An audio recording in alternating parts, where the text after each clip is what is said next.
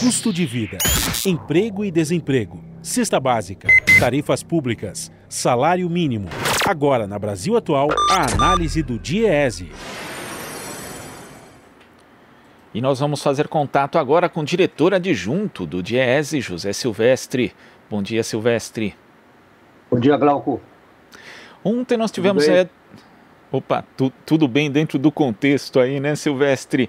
Olha, ontem nós tivemos a divulgação dos números da Relação Anual de Informações Sociais de 2019, a RAIS, e mostrando que o número de empregos formais avançou quase 2% em 2019, mas a média salarial caiu 1,31% em relação a 2018. E mesmo com esse pequeno aumento, ainda assim o número de empregos formais, aproximadamente 47 milhões e meio, está bem abaixo do período 2013-2015, quando chegou a quase 49 milhões e meio de postos de trabalho. Como é que você analisa esses dados, Silvestre? Então, Glauco, acho que o primeiro aspecto a ser considerado, o dado foi positivo, né? Apesar de ter sido pouco menos de 2% de crescimento, acho que tem alguns aspectos a serem considerados nesses dados divulgados ontem, da Relação Anual de Informações Sociais. O primeiro que você já destacou é que, mesmo com esse crescimento positivo, o contingente ou o estoque de trabalhadores, né, de 47,5 milhões, cerca de 47,5 milhões de pessoas, está inferior mesmo ao ano de 2015, que foi o primeiro ano da recessão. O segundo é a própria queda na remuneração, né? E também eu acho que aí, do ponto de vista que a gente poderia destacar como positivo, digamos assim, é o fato de você ter uma pequena queda na diferença, né, ou uma redução na diferença entre os salários dos homens e os salários das mulheres. Embora tenha sido uma coisa muito ligeira, digamos assim, quer dizer, a diferença caiu de 13,5% era 14,4% em 2018, caiu para 13,5% em relação a esses dados aí do ano de 2019. Né? Mas, de toda forma, quer dizer, o conjunto da obra eu diria que é muito ruim, né? Porque, em que pese a surpresa de ter sido positivo, você tem aí também queda na remuneração, né? Você teve também uma redução, né, dos contratos seletistas por prazo indeterminado. Isso é uma sinalização da piora do mercado de trabalho, tá certo? Então, um destaque aí também é o fato de você ter esse dado ter sido puxado, digamos assim, por um crescimento maior aí da indústria da construção, né, que vinha dando sinais de recuperação, né? Então, a surpresa foi o fato desse dado ter vindo positivo em 2019, esse dado do emprego. Agora, Silvestre, você citou um dado aqui, que é justamente essa questão da redução nos contratos seletistas com prazo indeterminado. É uma proporção bem significativa aqui, a diferença que os de prazo determinado ganharam peso passando de 1,1% para 14% no período entre os vínculos de CLT no país. Quer dizer, é algo que, na verdade, interfere na própria programação do trabalhador, né? Que faz ali um contrato CLT por tempo determinado, que é bem diferente do por tempo indeterminado, e não tem projeção, inclusive, para se programar ali, o que pode atrapalhar, inclusive, o próprio andamento da economia, porque diminui a possibilidade de consumo também. O mercado interno fica um pouco mais retraído quando o trabalhador tem esse tipo de contrato, né, Silvestre? Sim, é verdade. Isso chama atenção, né? Esse crescimento aí da participação dos contratos seletistas por tempo determinado. E isso indica essa piora, né? Nesse sentido, quando você tem o contrato por tempo indeterminado, o trabalhador, né, ele tem condições melhores de planejar a sua vida, de ter uma garantia maior da sua remuneração, Tá?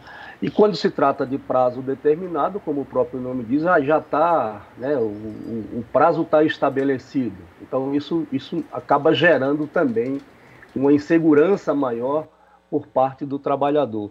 Então, e como eu falei, isso é uma indicação, né, da piora do mercado de trabalho, né, Glauco? Que pese nós estarmos falando do emprego formal, nós não podemos esquecer que no Brasil você tem uma informalidade muito elevada no mercado de trabalho, né?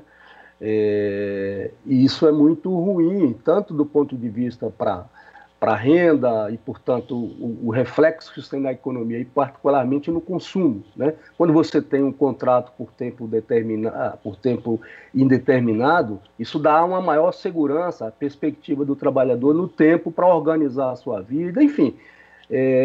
É um processo muito mais seguro, mais garantido, né, do que mesmo sendo com contrato formal, mas por prazo determinado. Também a gente tem outro aspecto. Acho que um outro dado... Pode falar, Glauco. Não, pode falar, Silvestre, que eu ia falar em relação à questão da queda da remuneração média também. Sim, esse também é um outro dado, né? Você tem uma queda na remuneração que decorre também, né? Quer dizer, é claro que é mercado formal, mas todo o processo do mercado de trabalho e, sobretudo, o mercado informal, isso vai acaba influenciando, tá certo? Do ponto de vista da massa salarial, né? E aí esse é o dado que divulgado ontem pelo Ministério da Economia em relação à RAIS, apontando essa queda na remuneração dos trabalhadores do mercado formal de trabalho. Então, é ruim, né, porque isso tem reflexo na renda, no consumo, na atividade econômica e assim por diante. E, inclusive, é uma queda que vem acontecendo desde 2017, né? Quer dizer, não foi só um ano, já pode configurar quase uma tendência, Silvestre, porque em 2017 a remuneração média era de R$ 3.213,14, depois passou em 2018 para R$ 3.198,05 e agora em 2019 para R$ 3.156,02. Quer dizer, uma queda aí, uma série de 3 anos, o que deveria preocupar, na verdade, o país, né? Sim, você já tem essa queda já em 2000 é uma queda 3 anos consecutivos, né, de queda na renda, considerando que nós estamos vivendo numa economia com uma taxa de inflação muito baixa, né, mas não deixa de ser uma queda na renda. E eu acho que mais grave ainda, né, Glauco, que as projeções indicam que em 2020 essa queda deve ser muito mais acentuada. Primeiro porque você já tem a economia, mesmo independentemente da pandemia, que teve um reflexo, um impacto pesado na economia brasileira e enfim, nas pessoas de uma maneira geral, o provável é que a queda na renda esse ano se acentue, pelo fato acentuada pela pandemia, mas também um reflexo daquilo que já vinha acontecendo com a economia, ou seja, a economia já vinha com um crescimento muito pequeno e os próprios dados do primeiro trimestre de 2020 indicam isso. Veja que nós não tínhamos pandemia ali ainda. E o dado já foi negativo em 1,5% do crescimento do PIB. Portanto, é de se esperar uma piora na renda, né, do trabalhador agora no ano de 2020. A economia não estava decolando, como disse uma vez aí o ministro da Economia, Paulo Guedes. Os dados mostram isso de forma bastante evidente, Silvestre. Agora, falando de segurança do trabalhador. Ontem o governo propôs conceder até 2 parcelas extras do seguro-desemprego para quem foi demitido sem justa causa entre 20 de março e 31 de julho. Uma ideia que foi apresentada ao Conselho Deliberativo do Fundo de Amparo ao Trabalhador, CODEFAT. Mas a proposta dos trabalhadores era conceder essas 2 parcelas para quem fosse demitido até 31 de dezembro, até porque os efeitos, os impactos da pandemia não se restringem ali a esse período entre março e julho. Como é que você vê essa espécie de contraproposta do governo, Silvestre? Então, essa proposta, Glauco, que é da bancada dos trabalhadores no Conselho Deliberativo do Fundo de Amparo ao Trabalhador, que previa exatamente isso, vocês expandir as parcelas, mas até para todos os trabalhadores que fossem demitidos até 31 de dezembro, que coincide inclusive com o estado de calamidade pública decretado lá em março, quando veio, pelo governo federal, quando veio a pandemia. Mas a proposta do governo é conceder 2 parcelas extras, no entanto, só para aqueles trabalhadores que foram demitidos, acho que entre 20 de março e 31 de julho, né? E que, infelizmente, não atende, né? Porque muitos trabalhadores continuaram sendo demitidos após o mês de julho, né? E vão continuar sendo demitidos. Então, é uma proposta que não atende, né, o conjunto dos trabalhadores que seriam, que vão ser demitidos até 31 de julho, né?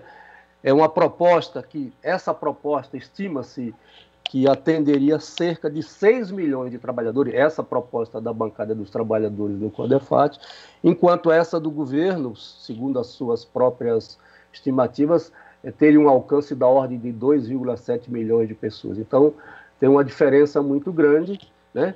E veja, é fato, as pessoas, como você tem essa crise, né, e os dados até agora divulgados do mercado de trabalho revelam isso, você vai ter um aprofundamento da crise, portanto, aumento do desemprego, e seria mais do que justo que esses trabalhadores tivessem acesso a essas parcelas extras do seguro-desemprego. Tá certo, Silvestre. Muito obrigado pela sua participação aqui no Jornal Brasil Atual e até a próxima. Obrigado, Gal. Bom dia para vocês. Bom dia. Conversamos aqui com o diretor adjunto do Diese, José Silvestre. Você está ouvindo Jornal Brasil Atual.